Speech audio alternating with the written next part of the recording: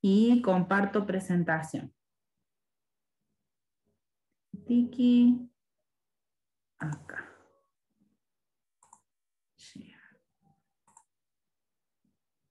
Bueno, ahí estoy por publicar esto, pero bueno, primero vamos a ir a Genially, no, acá no, acá. Vamos a tratar de sacar esto acá y vamos a ver, así. Bueno, no sé si se ve, están viendo bien, se ve medio superpuesto. Se ve perfecto. Sí, genial. Bueno, esta página, o sea, yo ahora la subo en Química Analítica, vamos a ver qué onda, si les gusta, vamos a probar, digamos, a ver qué. Es una aplicación nueva que hace unos PowerPoint re lindos, se llama Genially. Ustedes no tienen que tener PowerPoint ni nada en su computadora, directamente entran a la aplicación, es como una página web. Si ustedes hacen clic acá, esperen que vamos a grabar. Estamos grabando. Bueno, si ustedes hacen clic acá, en esa manito, que digamos tiene como un circulito arriba, esa manito lo que hace es mostrar los elementos interactivos. En este caso solamente es el botoncito ese, Start, entonces vamos a hacer clic en Start. Hoy vamos a ver un repaso de conceptos de lo que es química analítica. No todos los botones están terminados, faltan algunas cosas que no las vamos a ver, las vamos a ver en la próxima clase, o yo las voy a grabar y después les voy a subir el video. Toda esta parte, digamos, la última parte, estamos hasta sensibilidad y selectividad, hasta ahí vamos a verlo. Después tengo algunas cosas para que ustedes exploren un poco, pero vamos a empezar con lo que es la QA. ¿Qué es la QA? ¿Qué es la química analítica? Bueno, la verdad que a mí me encanta la presentación. Y lo he dejado, es la versión anterior, bueno, no importa. Vamos a hablar un poquito, después lo vamos a cambiar. Después la próxima vez cuando ustedes entren va a estar bien editado esto, porque yo me he olvidado de poner una foto ahí, y bueno, no importa. Lo que vamos a hablar es un poco de historia, de cómo surge lo que es química analítica. Mira, ahí entra Romina.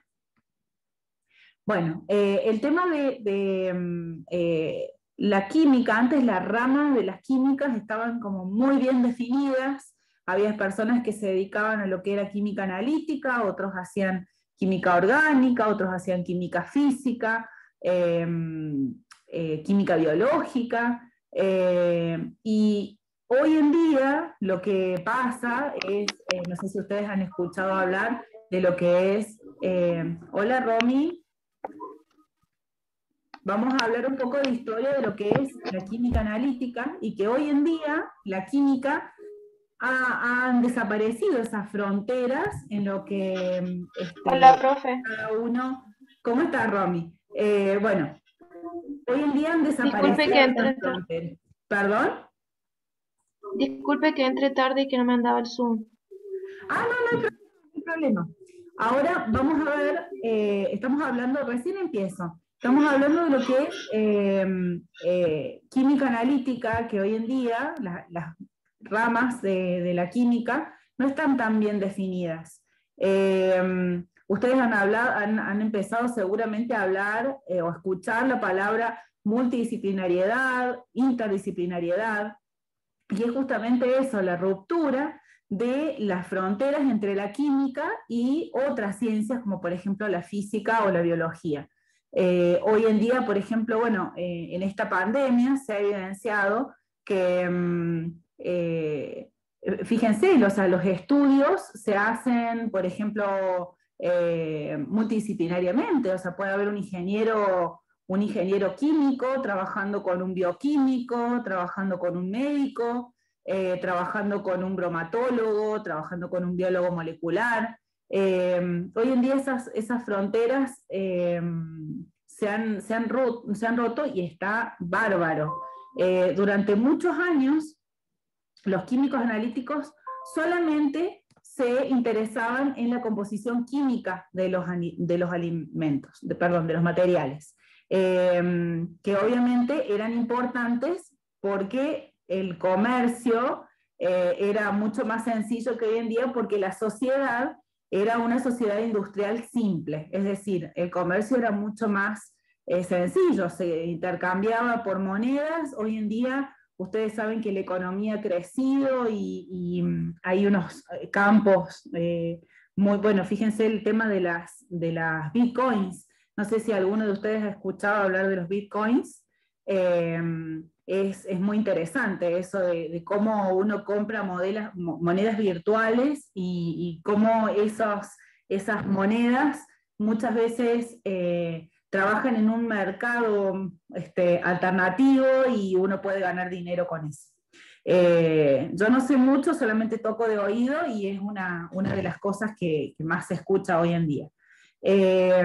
Fíjense que ahí está implicado la economía y la tecnología, o sea, lo que son las cuestiones tecnológicas, es muy raro.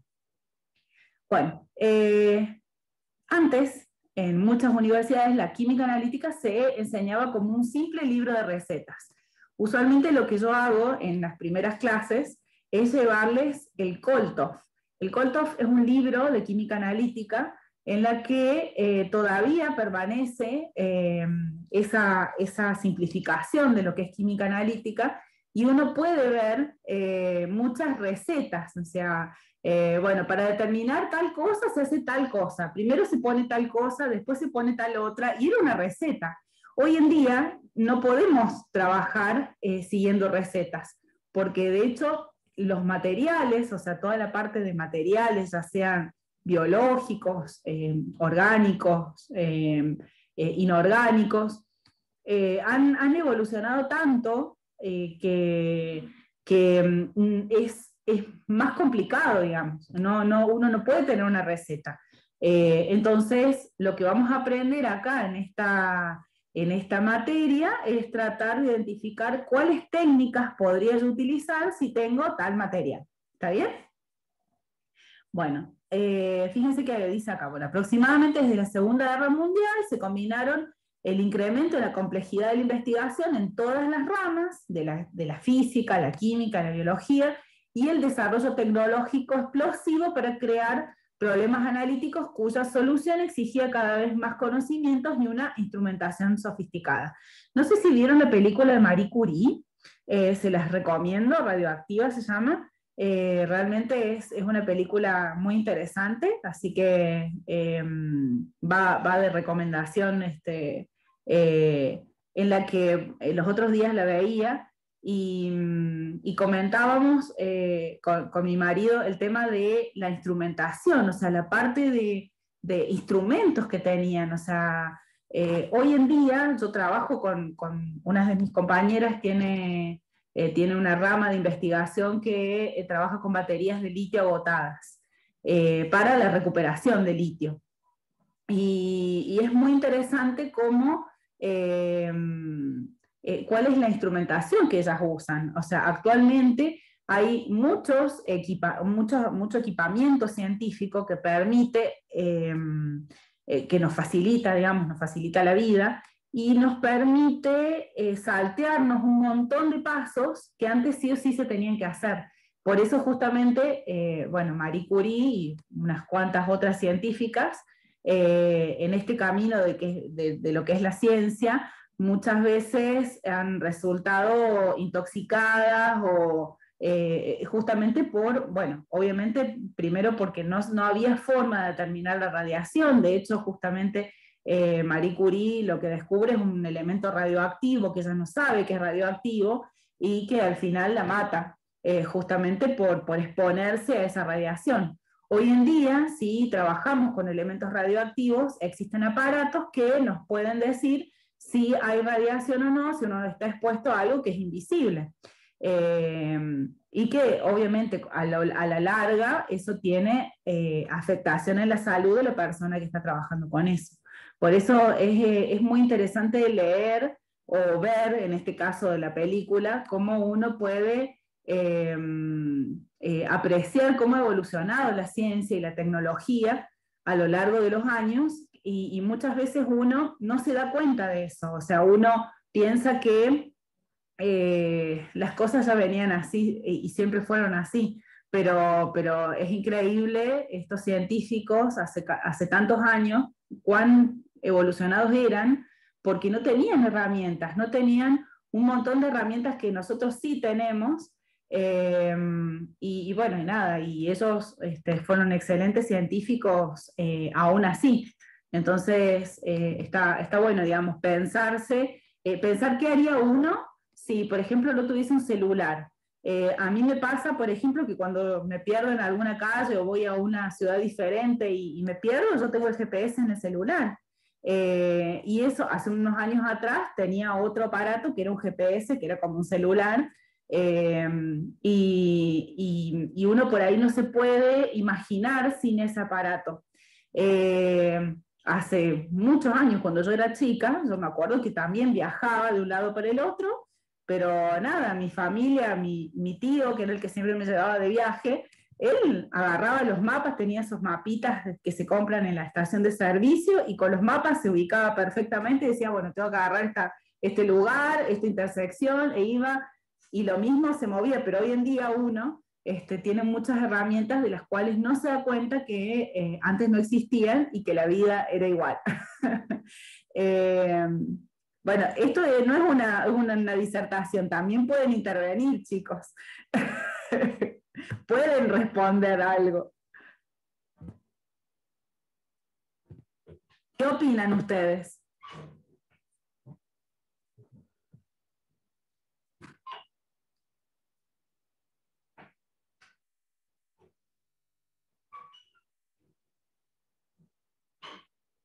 Matías, Romina, Eddie, ¿me pueden hablar algo? Y siento como que estoy hablando sola.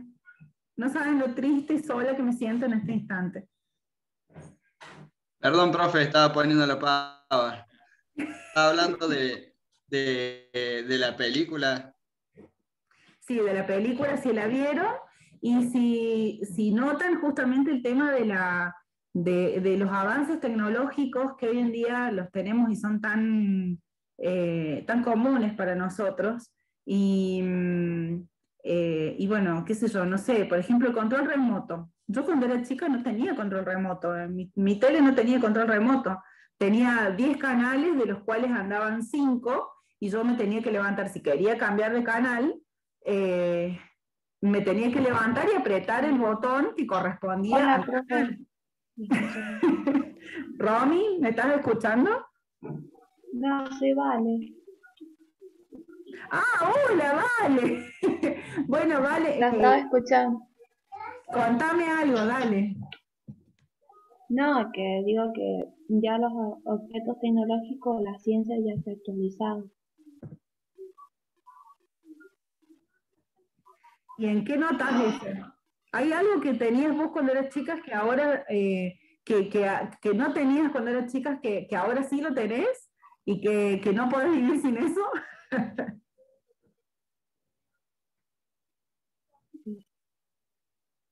Profe, yo, o sea, donde lo noto eso es, por ejemplo, yo Está viendo vengo de mi un replay, colegio ver que técnico. descargar música.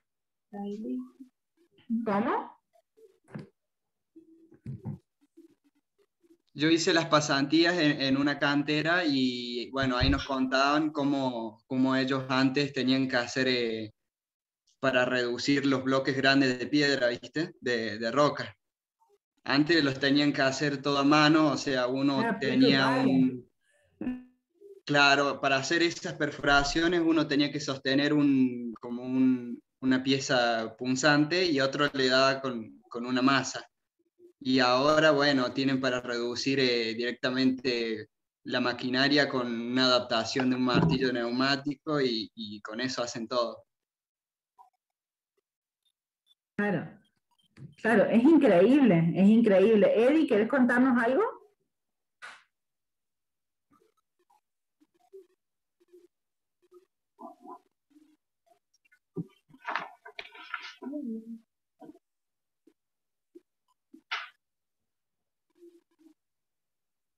¿Vale?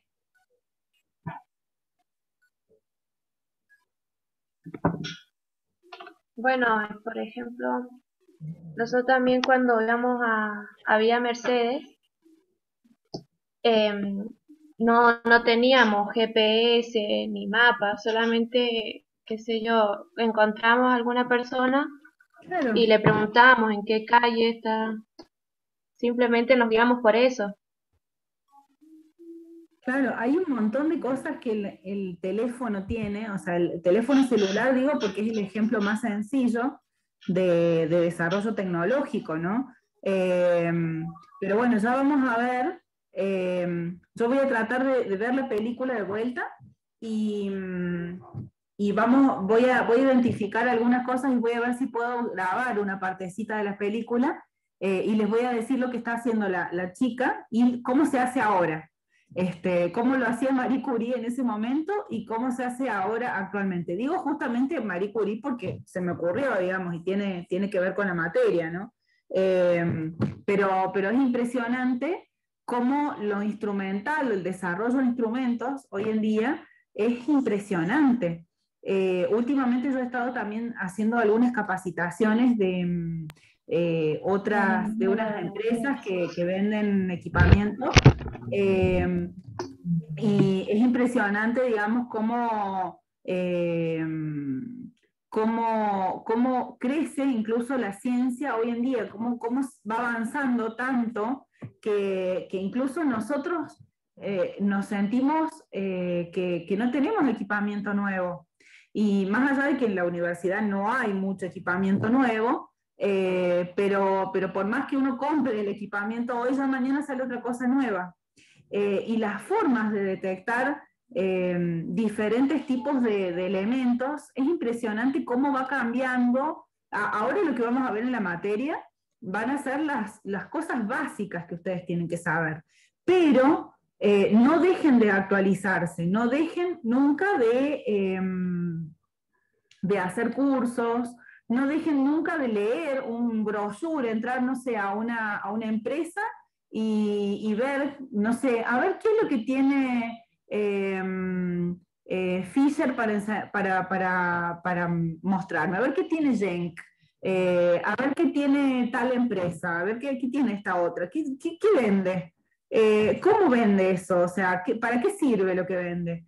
Entonces no dejen de actualizarse nunca porque lo que yo les voy a dar va a ser material bueno, que yo voy a tratar de actualizarlo y voy a tratar de hacer algunos cambios en algunos PowerPoints comparados con los que hice el año pasado, de algún instrumental que hoy en día se utiliza y que bueno, que el año pasado no se usaba.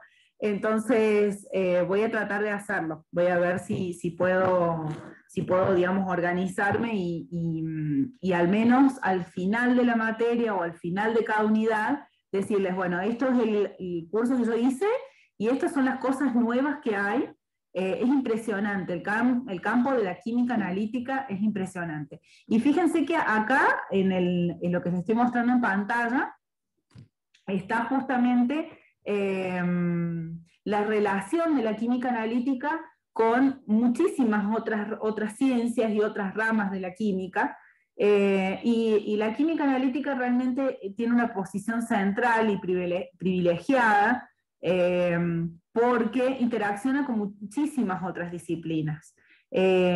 Con la ingeniería, ni hablar, con la ingeniería, con la física, con la misma química, con otras ramas de la química, con biología, con geología, con las ciencias ambientales. Hoy en día el tema de la relación entre la química analítica y las ciencias ambientales está haciéndose súper fuerte porque cada vez hay mayor cantidad de contaminantes, es difícil determinarlos, entonces hay que ver qué técnica utilizamos, o sea, hay muchas interferencias muchas veces, ya vamos a ver lo que son interferencias, pero cortito les digo, las interferencias son cuando queremos detectar algo y hay otro componente, otro compuesto de la muestra que nos da la misma señal. Entonces no podemos identificar cuál es cuál. O sea, una cosa enmascara a la otra, entonces hay que tener cuidado. Y hay técnicas en las que me permiten decir si es lo que yo quiero determinar o es otra cosa, es la interferencia que está, digamos, haciéndome ruido y no, yo no puedo estar identificando mi componente. Entonces hay otras técnicas que sí me permiten hacer eso y por ahí capaz que tengo que hacer todas. Tengo que hacer esta y también tengo que hacer la otra para corroborar lo que me dice la primera, digamos. Con la agricultura, bueno, el tema de la agricultura también ha estado en boom, porque el tema de, bueno, de la ciencia del cultivo, la ciencia de los alimentos, también ha evolucionado mucho en estos últimos tiempos. De las ciencias sociales, que me parece, la química analítica aplicada a las ciencias sociales me parece fantástica. Yo estuve trabajando en España con una compañera, yo no hice nada, digamos, solamente miraba lo que hacía ella. Ella trabajaba con la identificación de unas pinturas unas tinturas en realidad que se habían utilizado para pintar creo que un sarcófago egipcio. Entonces ella trataba de identificar por fluorescencia de rayos X el color de la muestra y de dónde provenía. Aparentemente provenían, había dos colores azules, uno un poco más claro y el otro más oscuro, que solamente, digamos, se veía, aparentemente, según lo que siempre se pensaba, era de que uno de los colores azules, a lo largo del tiempo desaparecía y el otro permanecía. Entonces ahí se dieron cuenta que no era el mismo azul, sino que provenían de orígenes diferentes. Ahora no me acuerdo bien cómo ¿Por qué era. podría haber sido, profe? Yo creo que debe ¿Por los venir componentes? diferentes, no, me parece que venía de diferentes minerales, pero que era un color muy parecido. Entonces, lo que se hacía con fluorescencia de rayos X, ya le voy a preguntar. La podría invitar a un día para que nos explique qué hacía ella. Sería re interesante poder invitarla y que nos explique, que nos cuente así cortito, qué era lo que hacía en su investigación con fluorescencia. Es una amiga mía que vive en Grecia, vive en Tesalóniki, pero estaba haciendo, digamos, ella su maestría en España, en la Universidad de Girona. Entonces sería muy interesante de poder invitarla. Voy a ver si lo puedo hacer, así les explica esa parte de lo que es la relación entre la química analítica, porque utilizaba una técnica bueno, allá en la Universidad de Girona tienen un profesor que es conocido a nivel mundial, que es el doctor Keralt, es muy conocido y su especialidad es fluorescencia de rayos X. Entonces, yo también tuve la oportunidad de trabajar con este profesor, pero ella estaba haciendo netamente todo con el profesor y con Eva Margui, que es otra profesora que es jovencita, jovencita de la edad mía, pero bueno, ella también hace, digamos, tiene mucha experiencia en lo que es fluorescencia de rayos X. Y ellos trabajaban específicamente con Dimitra, con una técnica, digamos, de fluorescencia de rayos X para identificar esos pigmentos que aparecían en esos sarcófagos. En esa pintura, encima ella tenía un pedacito, digamos, que había podido sacar y que dice que aparentemente había sido un lío terrible poder sacar ese pedacito de muestra del sarcófago de Egipto para identificarlo en España, que fue, digamos, un lío administrativo, burocrático terrible, porque no le permitían sacar esa piedra, ese pedacito arqueológico con validez no, es valor arqueológico que bueno, nada, ella estaba estudiando eso.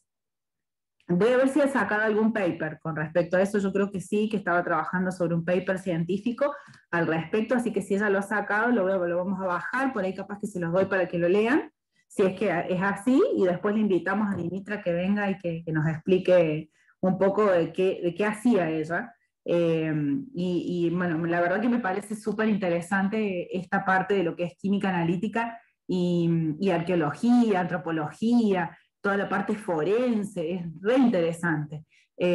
La policía forense, por ejemplo, también tuve unos compañeros, tengo un montón de anécdotas, tuve unos compañeros, hice un curso acá en San Luis, tuve unas compañeras que eran de la policía forense, y nosotros estábamos haciendo un curso de perfeccionamiento de microscopía electrónica de barrido, que hay un microscopio electrónico de barrido hay en la Universidad Nacional de San Luis, y bueno, una de las personas que lo maneja dictaba este curso. Entonces, a las chicas se les había ocurrido, a las chicas de estas policías, se les había ocurrido que podían determinar por este microscopio si una mano había disparado un arma. Y si podían identificar que correspondía el polvo que se podía encontrar en la mano, en esta parte, digamos, de la mano, en el dorso de la mano, con el arma, o sea, si podían hacer, digamos, algún tipo de análisis. Y sí, efectivamente, una de las chicas había disparado un arma y la otra también se había sacado, no sé si habían disparado una con un arma y la otra con otra, no me acuerdo bien, pero bueno, la cosa es que hicieron un análisis de la piel, o sea, como que se hisoparon, digamos, el dorso de la mano, y después lo miraron por microscopio y el microscopio de acá está acoplado con un analizador elemental. Entonces lo que hicieron fue enfocar uno de las astillitas que se sale, digamos, con el disparo, identificaron que podían decir, bueno, esta arma la disparó, esta chica disparó esta arma y la otra disparó tal arma. Que aparentemente se podía hacer eso. Así que me parece también súper interesante el tema de lo que es la relación de la química analítica con lo que es policía científica. Bueno, ¿qué más? Bueno, con la ciencia de materiales, bueno, eso ni que hablar.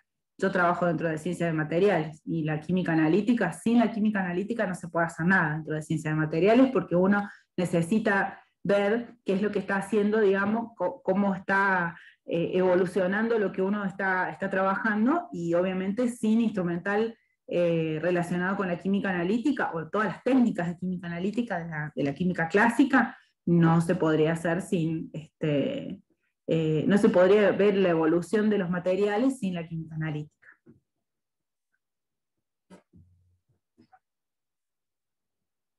Bueno. No me dejen hablando sola, por favor. Bueno, y esto quiero que lo lean ustedes solitos después. O sea, yo les dejo ahí el link. Lo que yo quería contarles con esto es también una aplicación de la química analítica, básicamente la de la misión a Marte del Perseverance, que aterrizó hace muy poquito en Marte, el 19 de febrero de 2021. Y bueno, y ahí les dejo un poco de información, no sé si hacen clic ahí en más info, se va a abrir, digamos, una ventana nueva. Se está abriendo, bueno, lo que es el Perseverance de la NASA aterriza con éxito en Marte, y bueno, y ahí cuando se cargue, y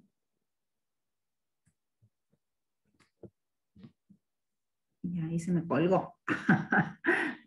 Bueno, recuerden que esto es, lo que estoy haciendo es una prueba con ustedes, chicos, a ver cómo funciona esta aplicación.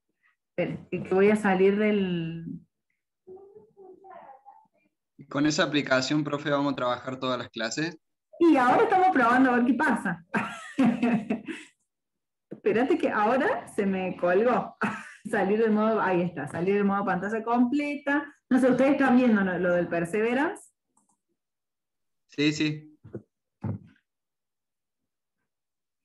Bueno, ahora parece que no se carga, no sé por qué no se carga el resto de la página. Ahí está.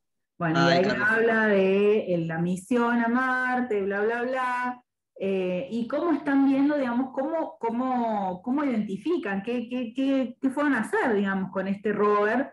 Y bueno, y ahí habla de cómo está compuesto, y bueno, y ahí aparentemente, fíjense que dice, la onda de choque, bueno, dice que tiene una supercam, que está compuesto por un total de 6 del rover, y dice, y tiene un micrófono.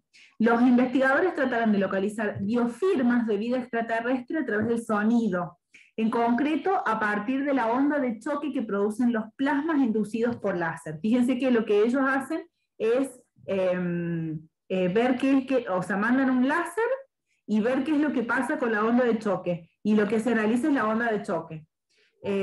Obviamente que eso, fíjense, la onda de choque en condiciones atmosféricas de la Tierra tiene un sonido característico que depende de la naturaleza del material. Fíjense qué interesante. Sin embargo, ¿cuál sería este sonido según las propiedades atmosféricas de Marte? Claro, porque acá en la Tierra las condiciones atmosféricas son de una manera. Ahí tenemos diferentes presiones presiones parciales de oxígeno, tenemos diferentes temperaturas y qué sé yo, pero igualmente eso está dentro de un rango, y recuerden que la composición del aire nuestro es mayoritariamente de nitrógeno. No sé cuál es la composición del aire de Marte, pero fíjense que tiene que ver con las propiedades atmosféricas de Marte, cuya composición de dióxido de carbono es totalmente diferente. Y fíjense, la presión 100 veces menor. Bueno, y ahí dice algo, tal y como señala la Sama, mucho menos conocido. Es impresionante lo que van a hacer. Bueno, y ahí hay un videíto, bueno, eso después lo tienen que ver ustedes. Entonces volvemos ahí a la clase. Bueno, acá en Sonda Marte, ustedes directamente hacen clic acá, o hacen clic en el video, o se van acá a la presentación. Esta es la presentación de la NASA, que me parece que tiene, si ustedes la ven en YouTube, tiene la traducción abajo, así que pueden verla, o no, me parece que no, que está en castellano, o no me acuerdo. A ver, vamos a verlo. Ya que estamos. Este es el link de la NASA.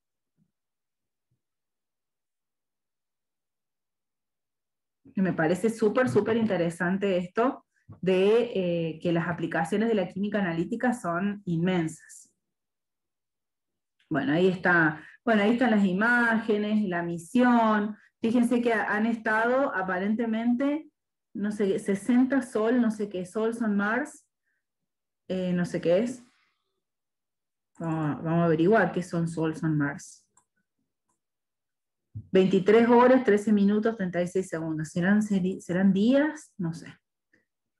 Bueno, y ahí después pueden hacer clic acá y pueden visitar el Perseverance, y ahí les muestra cómo está equipado el Perseverance. Así que, bueno, después ustedes lo chusmean un poco. Ahora vamos a continuar.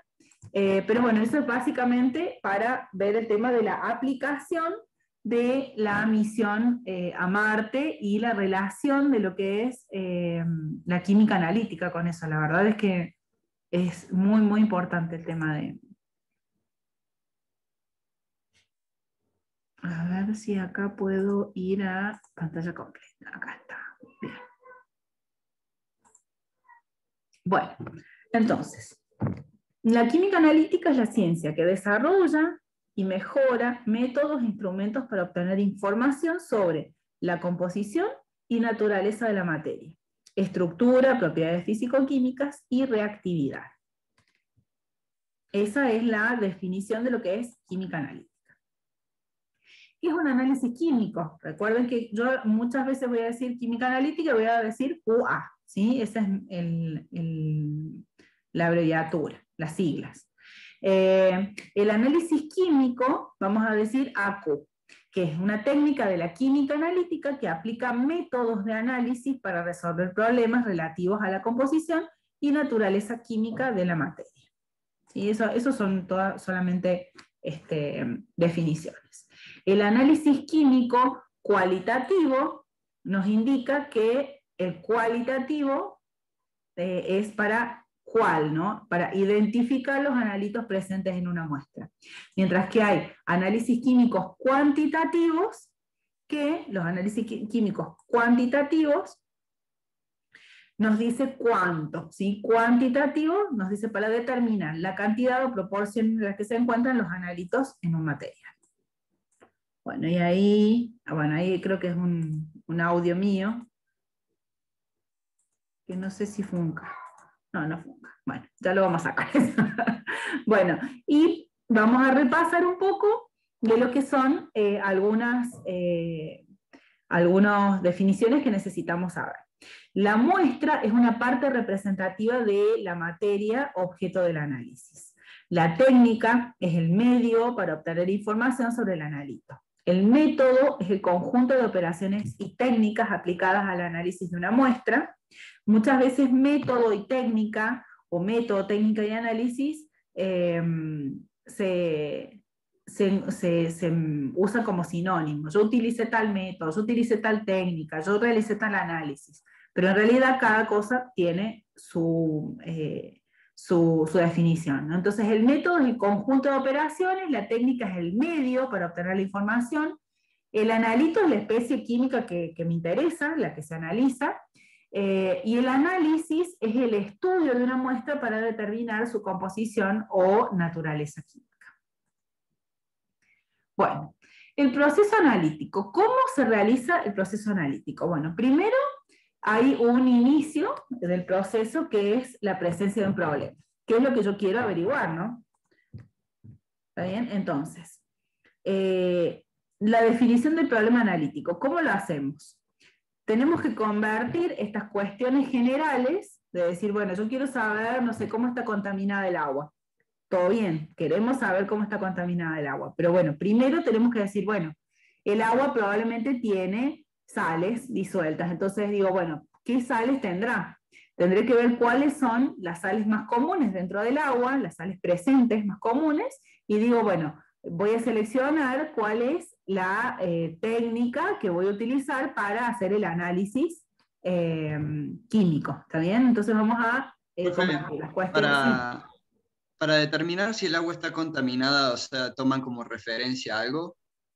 Claro, nosotros lo que tenemos que hacer es determinar qué significa contaminación. Porque, por ejemplo, hay presencia de ciertos elementos que nos hacen daño al ser humano o al medio ambiente o a la flora y la fauna, ¿está bien? Ahí estaríamos hablando de una presencia dañina de un compuesto. Pero muchas veces el tema de contaminación se lo asocia a la contaminación antropogénica, es decir, a la contaminación creada por el ser humano. Y hay cosas, por ejemplo, con el tema del arsénico, en esta zona, en la provincia de San Luis, que no es de la mano del hombre, o sea, no es una contaminación antropogénica, sino es una presencia por la hidrogeoquímica del lugar. Entonces hay una contaminación, entre comillas, del agua, una presencia de una alta concentración de arsénico en el agua, que hace que sea dañino para el ser humano si lo consume a lo largo del tiempo, ¿no? Entonces, ¿cómo sé si me hace mal o no? Bueno, existen ciertas normas, en principio deberíamos fijarnos qué es lo que dice la Organización Mundial de la Salud, si estamos hablando de lo que es el ser humano, ¿no? Si decimos, bueno, ¿cuál es la concentración de, no sé, flúor? ¿O cuál es la concentración de sales, por ejemplo, la dureza del agua, que es calcio y magnesio? ¿Cuán dura tiene que ser el agua para que le provoque algún efecto al ser humano que está tomando esa agua? Bueno, hay que fijarse cuáles son los lineamientos que tiene la Organización Mundial de la Salud con respecto a la dureza del agua, con respecto a la presencia de flúor, con respecto a la presencia de arsénico, con respecto al pH que puede llegar a tener el agua, la conductividad. Pero eso es para agua de consumo. También existe es decir, el agua, digamos, que aparece en la canilla, es el agua de consumo. Pero también hay otra reglamentación que es específica para agua envasada, ¿sí? Entonces eso es otra reglamentación aparte, con otras características y otras concentraciones. Imagínense que el agua envasada tiene, en el caso, por ejemplo, del arsénico, que es de lo que más sé, la presencia de arsénico en el agua envasada puede llegar a ser mayor que la presencia de arsénico en el agua de consumo, porque está más permitido, o sea, el límite de permisividad de presencia de arsénico en el agua envasada es mayor que en el agua, digamos, de consumo. En el agua envasada es 0,01 miligramos por litro, mientras que perdón, 0,02 miligramos por litro es la concentración máxima de arsénico que se permite, mientras que para el agua de consumo es 0,01. Entonces es como que es más permisiva la ley con el agua envasada que con el agua de consumo. Es medio contradictorio, pero bueno. Y después otra de las cosas en las que podemos fijarnos para saber si el agua, digamos, cuáles son los límites máximos permitidos, está el Código Alimentario Argentino, que se basa en el Códex, que es el Código Alimentario de Estados Unidos. Entonces, bueno, hay que ver qué es lo que dice el Códex, qué es lo que dice el Código Alimentario. Eso con respecto, digamos, a alimentos, vos porque me preguntaste del agua, hay otras cosas que también se pueden, bueno, el tema de los alimentos está todo muy bien reglamentado y bastante acotado, ¿no? Los rangos. Y lamentablemente, bueno, cada vez se ponen más estrictos, no sé si lamentablemente, sino yo creo que está bien, ¿no? Se ponen más estrictos con el tema de los niveles. Por ejemplo, en arsénico, lo que se permite es, como yo les decía, 0,01 miligramos por litro. El tema es que, por ejemplo, la técnica que estoy utilizando yo en el laboratorio tiene ese límite de detección. Entonces está rayando el límite de detección. Entonces lo que necesitamos es un equipamiento tecnológico que vaya de la mano con esa reglamentación. Porque decimos, bueno, no, yo ahora necesito 1 por 10 a la menos 3. Está bien, o sea, todo bien con que como que se permita menos cantidad de arsénico, pero la parte, digamos, tecnológica tiene que ir de la mano, porque sería imposible para nosotros, por ejemplo, en mi laboratorio sería imposible caracterizar un agua con esas características porque no tengo el equipamiento, porque no tengo la parte tecnológica o la parte técnica, no me ayuda. ¿Está bien? Entonces, bueno, eso también hay que tener en cuenta. Bueno, fíjense, entonces hay que convertir las cuestiones generales en cuestiones específicas. Es decir, ¿qué quiero identificar? ¿Sí? Pero además, tienen que ser respondidas esas cuestiones, que puedan ser respondidas con medidas químicas. Hay que buscar en bibliografía los procedimientos apropiados o ensayar nuevos procedimientos para hacer las medidas requeridas.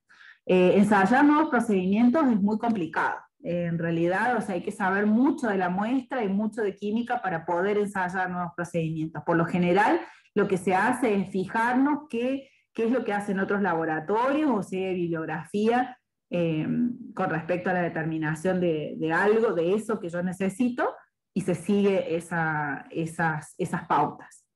Entonces, las preguntas que nos tenemos que hacer son: ¿qué información analítica se requiere? ¿De qué técnica disponemos nosotros, a ver, en el laboratorio para abordar el problema considerando los niveles requeridos de fiabilidad general? ¿Cuántas determinaciones se van a efectuar? Porque eso también tiene que ver con el tiempo, ¿no?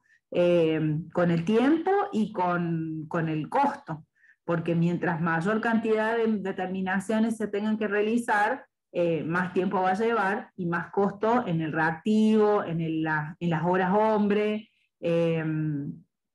no sé cuánto tiempo termina cuál es el tiempo, digamos, que insume analizar la muestra. Por ahí capaz que son segundos, si es una técnica analítica instrumental. Pueden ser también varias horas con una técnica analítica instrumental. También puede ser varias horas si yo lo que quiero hacer es una técnica una técnica de laboratorio clásico, ¿no? De donde tomo los tubos de ensayo y paso para un lado, para el otro, caliento la muestra, evaporo, agrego otras sustancias. Entonces, hay que ver, digamos, y qué métodos vamos a utilizar, ¿está bien? O cuál es el método que sería óptimo utilizar, o cuál es el que dispongo, ¿no? Es complicado. Bueno, la parte del muestreo. ¿Qué es el muestreo? Esto lo vamos a ver mucho más profundo, más adelante. La toma de muestra es muy importante porque tiene que ser una muestra bruta representativa del lote. La muestra debe ser representativa del total del material que se va a investigar. En minería, nuestras muestras pueden ser toneladas, ¿sí? O sea, pueden ser toneladas una muestra. Pueden ser muchos kilos de muestra. Mientras que, por ejemplo, cuando hablamos en otros laboratorios, por ejemplo de la universidad, las muestras pueden ser muy pequeñas. O sea, por ejemplo, en el laboratorio de difracción de rayos X, a mí me llegan muestras que pueden ser miligramos, y con esos miligramos tengo que obrar maravillas para identificar las fases cristalinas de esa muestra. Y después, ¿cuál es la transformación que nosotros le tenemos que hacer? ¿Cuál es la adecuación de la muestra? La transformación del analito en forma observable o medible. Hay que llevar la muestra al estado físico-químico adecuado sin las interferencias. Extraer una muestra homogénea del laboratorio a partir de la muestra bruta, convertirla en una forma adecuada para el análisis, enmascarar o eliminar las especies interferentes. Esa parte, digamos, yo creo que el muestreo y la adecuación de la muestra es fundamental en el proceso analítico. Después los otros pasos se hacen solos, pero el muestreo y la adecuación son sumamente importantes, por eso las vamos a volver a ver. La semana que viene vamos a hablar de muestreo y de adecuación de las muestras. Bueno, el segundo paso, no dije, es la observación o medida de la propiedad escogida, ¿está bien? Hay que medir la concentración del analito en varias alícuotas. Puede llevarse a cabo mediante métodos no discriminatorios, que es la medida de la cantidad de materia sin considerar la naturaleza; métodos semidiscriminatorios, que es la medida de propiedades que son función de la naturaleza, pero no de la cantidad, por ejemplo, la conductividad; y métodos discriminatorios, es decir, que yo puedo identificar qué es lo que hay. Y ahí lo que se hace son medidas de propiedades físico-químicas que dependen de las condiciones de medición, que son las técnicas instrumentales. De eso no se preocupen, ya también lo vamos a ver, todos estos métodos los vamos a ver más claros más adelante, y ustedes van a poder identificar esto, no se mareen con el texto. Y el paso 3 es, lo más importante acá es cómo se hace el proceso analítico, y paso por paso, y de qué trata cada cosa, ¿no? Es el inicio del proceso, la presencia de un problema, identificar cómo lo mido, lo muestreo, adecuo la muestra, luego observo cuál es, o mido la propiedad escogida, luego el tratamiento y la evaluación de los datos. Hoy en día se hace todo el tratamiento y la evaluación de los datos se hace a través de computadoras, ¿sí? Entonces, hay que replicar las medidas y establecer la variabilidad, esto es todo estadísticas, ¿no?, del análisis, y evitar errores graves. Un error grave sería medir una sola vez. Un químico analítico no puede hacer una sola medida, porque no tengo variabilidad, no tengo determinación de la incertidumbre, no tengo, digamos, estadística. Al no tener estadística, porque es una medida única, no sirve. Obtener un resultado analítico significativo a partir del conjunto de datos requiere un tratamiento estadístico, es decir, por lo general se requieren medidas por duplicado o por triplicado. O hay veces que hay gente que hace cuadruplicados, quintuplicados y así, ¿no? Dependiendo de cuál es la estadística que yo necesito, ¿no? Y después, un paso importante es el informe de la medición, cómo lo reporto. Un informe completo, claramente escrito de los resultados, siguiendo meticulosamente o describiendo meticulosamente lo que se hizo a lo largo de todo el proceso analítico. Y hay que asegurarse que la persona que lo lea pueda interpretar puede interpretar lo que yo estoy diciendo, ¿está bien? Y bueno, hay que decidir qué acción hay que realizar usando el resultado obtenido. Digo, bueno, la muestra tenía alto contenido de arsénico. Bueno, ¿qué hacemos? Y lo reportamos que tenía alta concentración de arsénico y se deja registrado en epidemiología de la provincia o de la nación y así.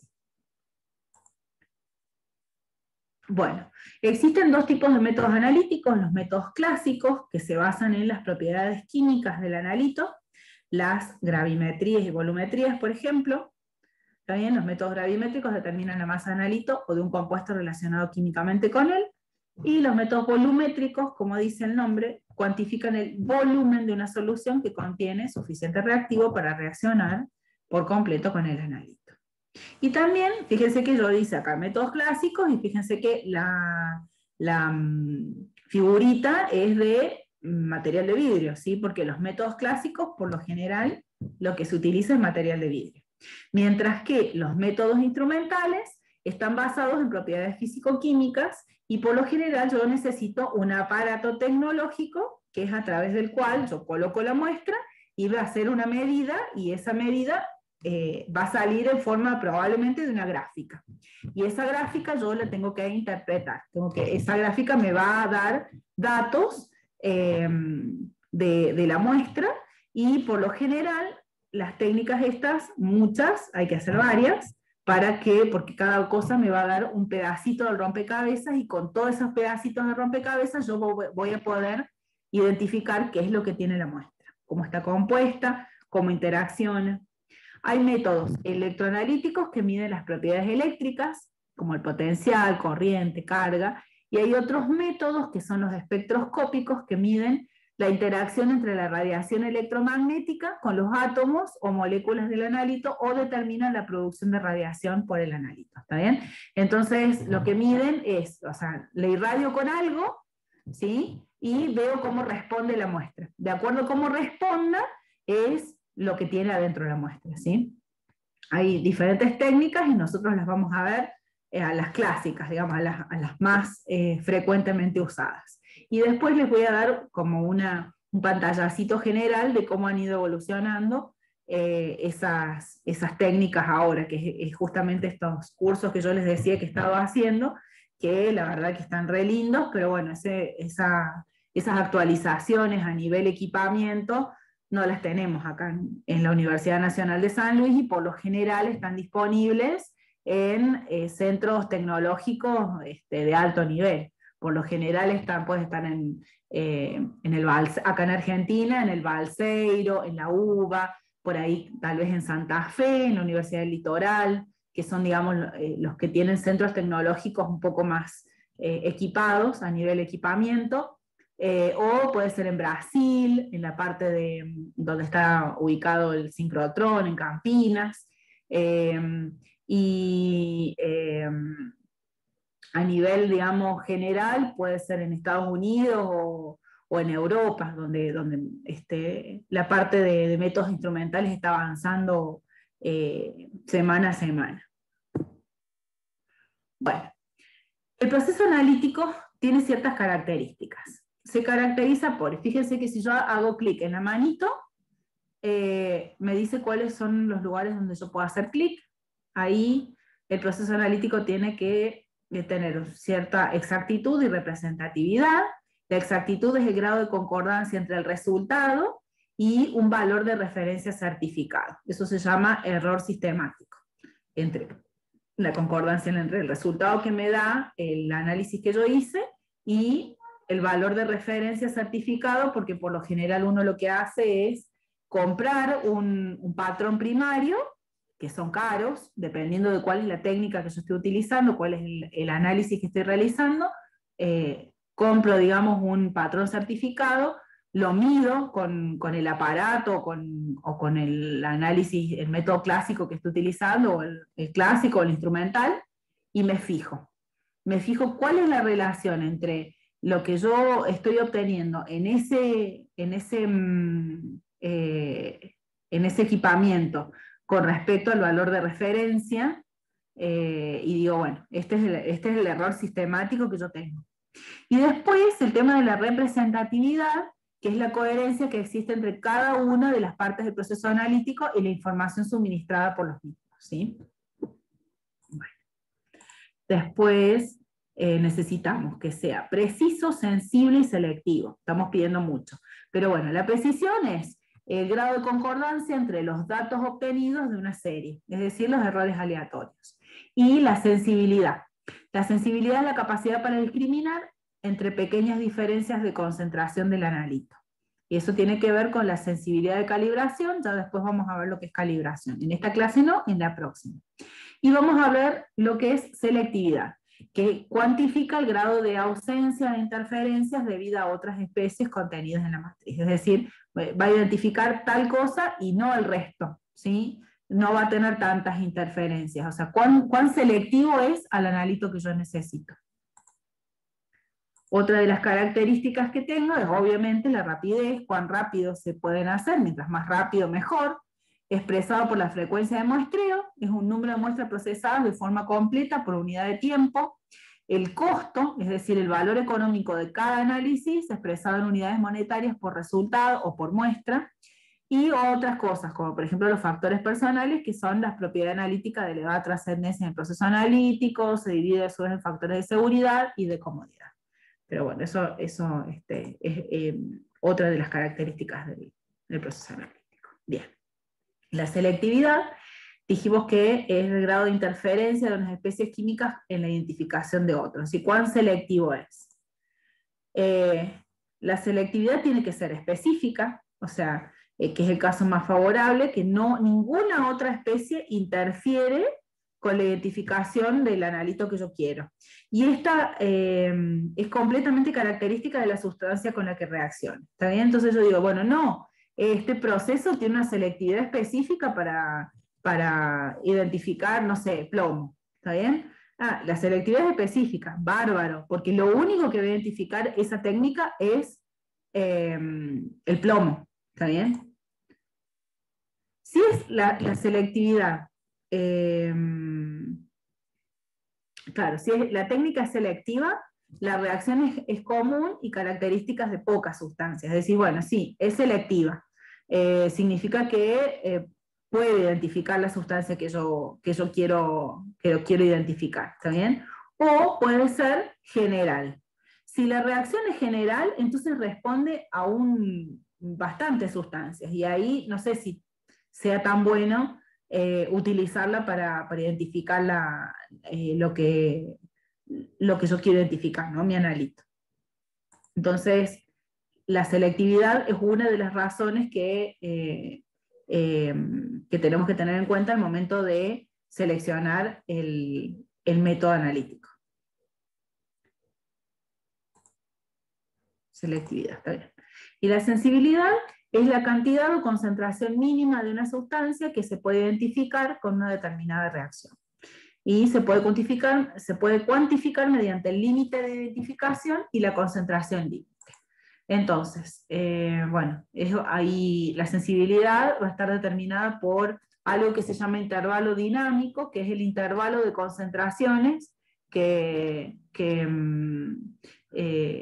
existe, digamos, va a ser en ese intervalo en el que se va a poder determinar el analito. Si mi analito está dentro de ese intervalo dinámico, yo puedo usar esa técnica. Bueno, es la seguridad, digamos, la amplitud de condiciones experimentales en las que puede realizarse un análisis, o sea, yo tengo que tener una sensibilidad que me brinde seguridad. Y vamos a hablar de lo que es límite de detección y concentración límite. El límite de detección es la cantidad mínima de sustancia en microgramos que puede ser detectada en un ensayo. Y es lo que yo les decía con respecto al arsénico, que el límite de detección de mi técnica tal vez sea más bajo que 0,01 miligramos por litro. Pero está rayando, digamos, la técnica que yo estoy utilizando para la determinación de arsénico está al límite. O sea, estoy ahí dentro del límite de detección. No sé si sea muy buena, digamos, para cuantificar cuando estoy en 0,01. Pero como lamentablemente las concentraciones que hay de arsénico en aguas naturales, acá en la provincia de San Luis son mucho mayores, no me preocupo mucho por el límite de detección, porque siempre determino mayores concentraciones de arsénico de las que, de este límite de detección, ¿sí? Bueno, y la concentración límite, bueno, no es lo mismo detectar 1 miligramo en 1 mililitro que en 1 litro. Entonces, la concentración límite es la mínima concentración de la especie a la cual un ensayo resulta positivo, y es expresada en gramos por mililitro. Y ahí no le puse, eso es un supraíndice, es 10 a la menos 6. Una parte por millón es 10 a la menos 6 gramos por mililitro, también una parte por millón es 1 miligramo por litro, o 1 miligramo por mililitro. A ver, eso después no me parece que está mal ahí.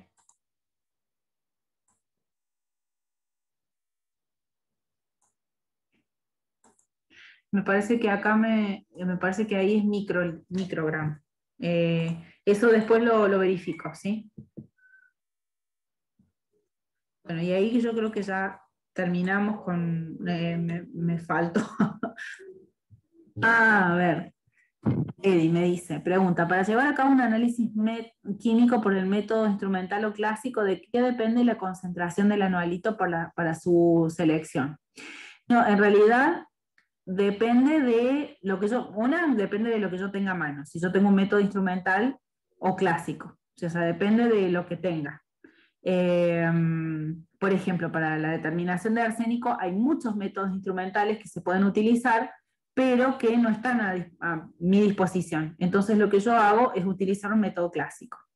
Y sí, depende de la concentración del analito, porque, por ejemplo, si yo quisiera determinar partes por billón de ciertas sustancias, no lo puedo hacer por los métodos clásicos. Tiene que ser sí o sí por un método instrumental que es mucho más sensible que un método clásico. Los métodos instrumentales se llevan todas las de ganar muchas veces en cuanto a la sensibilidad y a la selectividad de los analitos. Pero los clásicos son los más sencillos y los más baratos para aplicar en el laboratorio. Entonces, si yo voy a determinar, por ejemplo, en mi caso, arsénico, para las concentraciones en las que yo estoy trabajando, está bien utilizar un método clásico, pero si las concentraciones de arsénico fuesen menores, el método instrumental, digamos, sería lo ideal. Pero el método clásico está bien en este caso, y no se justifica utilizar un método instrumental porque las concentraciones de arsénico son detectables por este método clásico. Los métodos instrumentales son por lo general el equipamiento, acceder a ese equipamiento es más caro. Es más barato el análisis porque una vez que uno hace el desembolso de la compra de ese equipamiento, la inversión que uno hace al principio se amortiza con el tiempo, digamos, porque el valor por lo general de el análisis por muestra es muy barato, y por lo general los métodos instrumentales no tienen costos de reactivos, no tienen mucho costo, digamos, a nivel general de todos los días, ¿sí? O sea, uno por ahí tiene que hacer algún mantenimiento que es caro, o por ahí tiene que utilizar algún tipo de gas noble, o algún reactivo en particular, que puede llegar a ser costoso, pero por lo general el método instrumental es un método muy barato si consideramos que ya tenemos el instrumento y lo vamos a usar. En nuestro caso, por ejemplo, que tendremos que adquirir un equipamiento instrumental, es muy caro. Actualmente, la situación de Argentina y del mundo no es la mejor, entonces no podríamos llegar a adquirir un equipo instrumental para la caracterización, no solamente de arsénico, sino de un montón de otras cosas, que lo ideal sería tener un ICP masa, un ICP acoplado con un espectrómetro de masa. Pero esos métodos son muy baratos cuando consideramos por muestra, pero pero en nuestro caso, por ejemplo, lo más barato es seguir trabajando con el clásico, que no se justifica la compra de un instrumental, en nuestro caso, ¿sí? O sea, por eso digo que tiene que ver con qué es lo que tiene, qué es lo que uno dispone eh, a nivel laboratorio, ¿no? Y si, bueno, uno está trabajando en una empresa, es, bueno, otra cosa. Si es un análisis de rutina, seguramente se compra un equipo instrumental y se comienzan a hacer análisis, porque, bueno, si se dispone, digamos, de cierto dinero, sí se justifica la compra. Si hay 50 muestras para hacer por día o más, eh, se justifica perfectamente y se amortiza esa inversión inicial. No así en el clásico. En el clásico uno puede llegar a perfectamente comprar los materiales y son mucho más accesibles en el caso, por ejemplo, nuestro, de las universidades públicas. Pero, a ver, entonces, no sé si quedó clara la respuesta.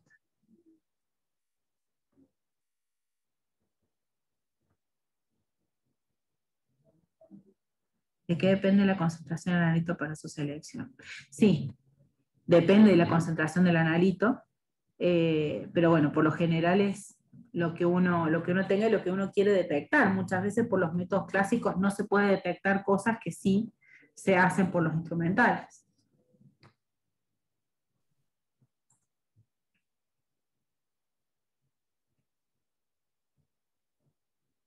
Sí, son más confiables los instrumentales porque tienen la repetibilidad que un método clásico, no sé si sea tan confiable, más que nada por, bueno,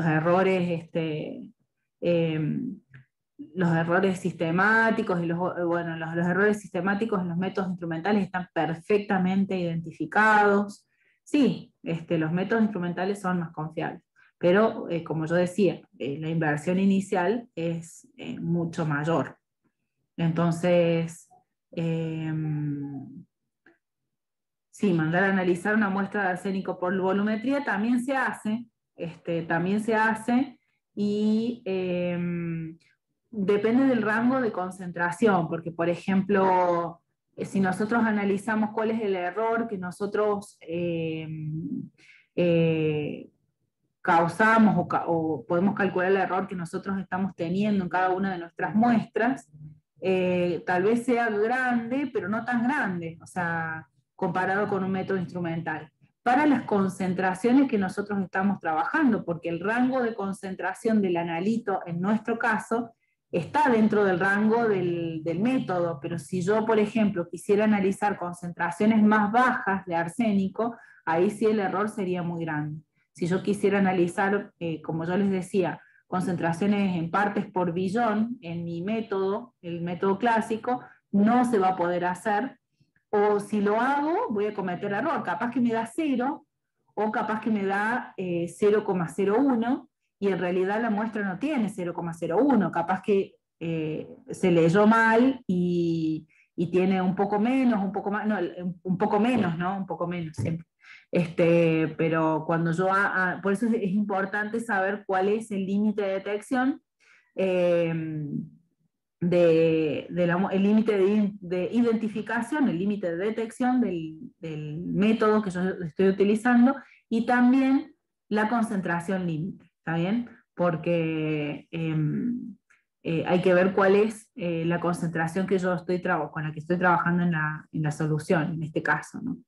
Pero por lo general sí, método instrumental es más confiable. Profe, otra pregunta. Sí, ¿Hay un reactivo en específico para cada mineral, por ejemplo, de la tabla de Mohs? sí, en realidad hay que ver qué es lo que vos querés determinar y cuál O es sea, la sería para concentración. determinar si es tal mineral. No, no sé, eso te lo dejo, digamos, lo dejo ahí en stand-by, porque un mineral, acá en Lo que pasa es que eso tiene que ver con mineralogía. Viste que en mineralogía vos por ciertas características que tiene el mineral, vos podés decir, bueno, si tiene tal coloración, si yo lo mojo con agua y pasa, se transparenta, o tiene tal brillo, puedo identificar que es tal mineral. En la química analítica lo que se hace es mucho más específico. Y un mineral está compuesto por un montón de compuestos químicos. Entonces la química analítica está orientada no tanto a los minerales, porque para los minerales está la parte de mineralogía, y vos podés decir, bueno, esto es pirita, esto es calcopirita, esto es, o sea, cuarzo, esto Claro, es... porque por ejemplo la calcita reacciona con ácido clorhídrico. Y lo que Sí, yo me pero preguntaba es si los demás minerales reaccionan con algún ácido o algo así en específico. sí, pero porque la calcita es carbonato de calcio, si no me equivoco. Entonces, sí, reacciona con ácido sulfúrico también, pero hay otros ácidos con los que reacciona. Entonces, esto tiene que ver con más bien la química. Lo que nosotros acá vamos a definir como analito, no van a ser minerales, van a ser elementos químicos. Entonces, nuestro analito dentro de esta materia no va a ser un mineral, porque sería, digamos, sí podemos agarrar un mineral y decir, bueno, de este mineral voy a caracterizar tal cosa, tal otra, porque por ejemplo, yo trabajo con arcillas y lo que hago es la caracterización de hierro de las arcillas. Y ahí yo estoy trabajando con, por ejemplo, monmorilonita, o sea, mucha cantidad de monmorilonita, ¿sí? O sea, con bentonita, que principalmente es monmorilonita.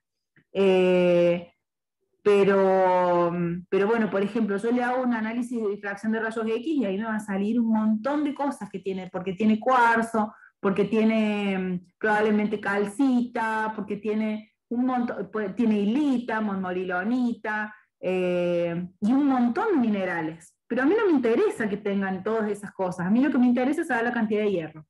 Entonces, por difracción de rayos X voy a poder cuantificar cuánto óxido de hierro tiene.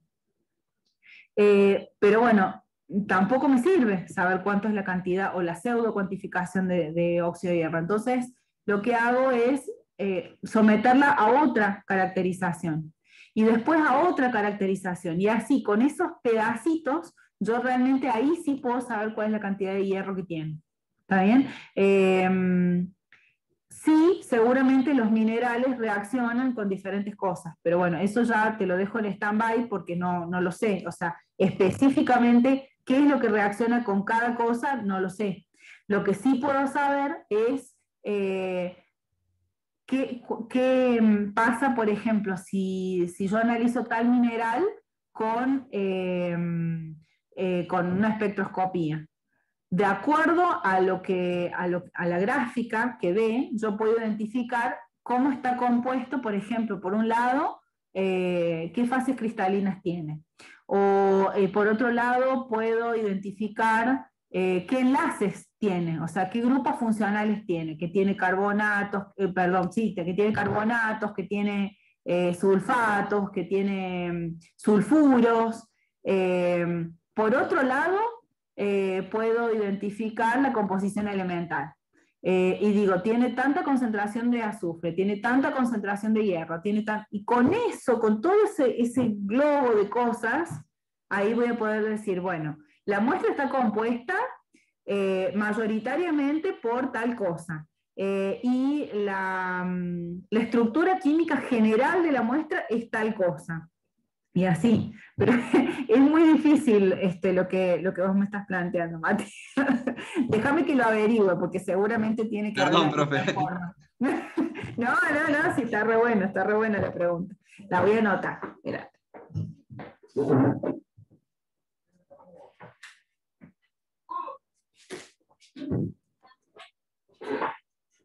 Esperen, chicos, que voy a ver, hay Claro, otra porque pregunta. eso lo había visto en Claro, Fundamento de Geología y me porque quedó son la los duda si los geólogos. demás minerales.